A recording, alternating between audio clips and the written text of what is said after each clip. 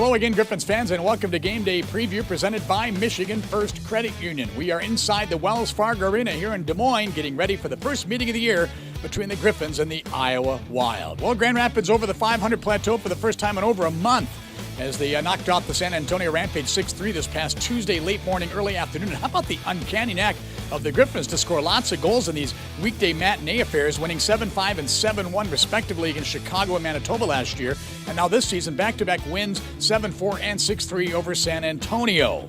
The Griffins still have one more matinee to go. That'll be coming up in Chicago on December 21st. Well, as for the Tuesday win, 6 different goal scorers for Grand Rapids. The difference in the game and the turning point, no doubt, was after Matt Ford tied it at 2. The Griffins scored 2 goals in 17 seconds, just past the midway point of the middle period. They've still got it, though. In front shot, score! Matt Ford, what a great pass across from the right side of the net. Turns down with a puck and a shot, missed the net. Rebound, score! Well, the Griffins added another goal about 3 minutes later to build a 5-2 lead on their way to the victory over San Antonio. In all, they scored 5 goals in the span of 9 minutes and 48 seconds. That is really impressive.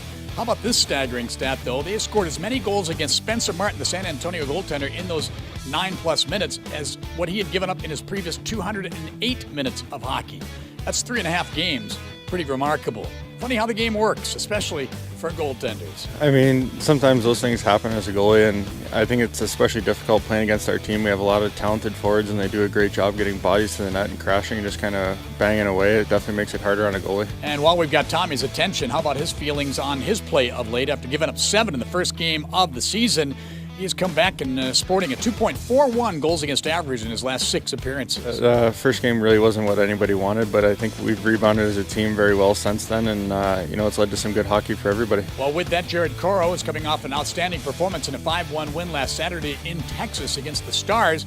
He'll get the start against this Iowa Wild team that's been red hot of late. They've won 4 straight games. They feature former Griffin Landon Ferraro, who's been battling injuries, but should be good to go tonight. The Wild sport the American Hockey League's best penalty killing unit, killing off over 90% of their opponents' chances. Meanwhile, speaking of that, the Griffins saw their streak of 27 in a row come to an end in San Antonio on Tuesday, but they've still denied opponents on 29 of the last 30 power plays. Well, the Griffins will have a couple of question marks as far as the lineup goes tonight. Dan Renouf, along with Matt Ford, both are questionable for this evening.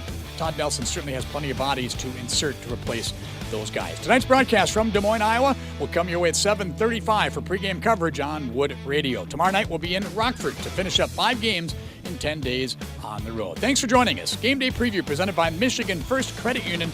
I'm Bob Kaser.